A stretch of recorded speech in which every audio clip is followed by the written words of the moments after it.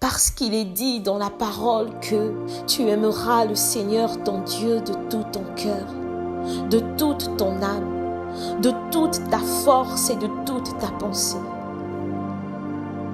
Cette parole ne signifie qu'une seule chose. Dieu veut la première place en tout et pour tout, dans ta vie et dans ton cœur. Et donc, à un moment donné de notre marche, de notre intimité avec le Seigneur, nous arrivons à ce carrefour où Dieu demande, où Dieu veut savoir et vérifier la place qu'il a dans notre vie. Là, il ne s'agit plus pour Dieu de se contenter des paroles que nous lui adressons dans nos prières et adorations. Là, Dieu veut du concret. Il veut des actes. Il veut une preuve authentique et irréfutable.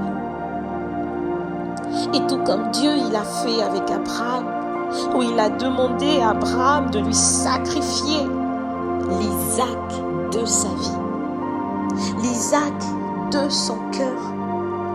Parce que cet Isaac était en compétition dans le cœur d'Abraham avec son amour pour Dieu.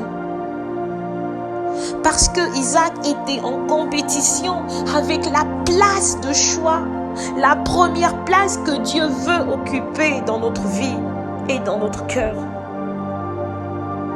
Nous aussi, à un moment donné, nous devons, comme Abraham, nous prononcer sur la question. Qui est l'Isaac de ta vie? Pour certains, cet Isaac représente tes ambitions. Pour d'autres, c'est le mariage, c'est le travail, c'est être ou devenir ceci ou cela.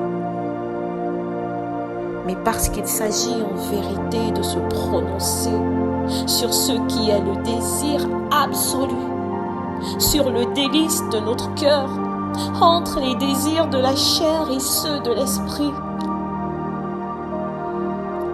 Acceptons-nous aujourd'hui de dire à Christ aucun autre nom que le tien. Jésus, prends ta place.